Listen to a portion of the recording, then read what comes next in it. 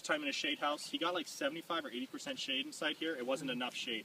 Vanilla, because this is almost in direct sunlight all day long, it wasn't enough shade, so he double shaded, all right? And then we found out it was too dark, like they weren't flowering properly. So the slats are for, at certain times, the light will actually come through the slat and hit the vanilla vine at a certain time, and that's when we're going to see flowers. It's kind of really ghetto, but I mean, we're in the process of doing it. We figured this out down inside of our greenhouses too. If you're out in the greenhouses, he'll have layers of shade right over the row, and we found that it worked. This one is a little bit more difficult because unlike the greenhouse, we have a ton of wind that comes through here. The greenhouse was built with wind blocks all around it. This is, they're falling down all the time. They're always sliding around, so he's gonna have to develop a little bit better system. But we've never produced off of here. All right, so this is still a facility we're learning on. My dad's literally, he's growing seminars that he does. He's trained over 400 people to grow vanilla. His growing seminars are, you get a vanilla vine, you take it home, you watch how it dies, and then you change, based off of that. Because there's no set way to grow vanilla.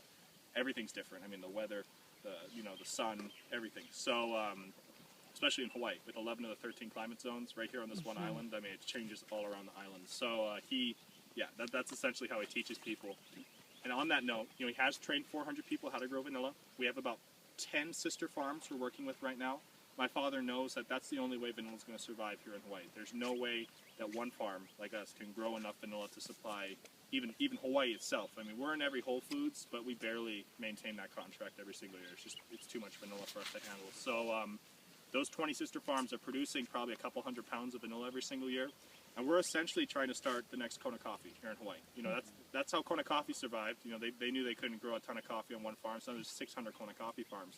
But only about 500 of them sell to the co-op, which then sells to those other 100 that actually have a brand and sell to the mainland and that kind of stuff. So I see the future of this farm right here, getting out of actually producing and getting into reproducing and training.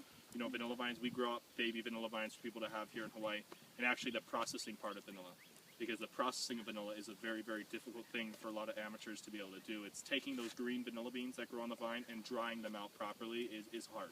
It takes years to learn how to do that. So we'll do that here too. So we have the brand already. We just need more people to start growing it. So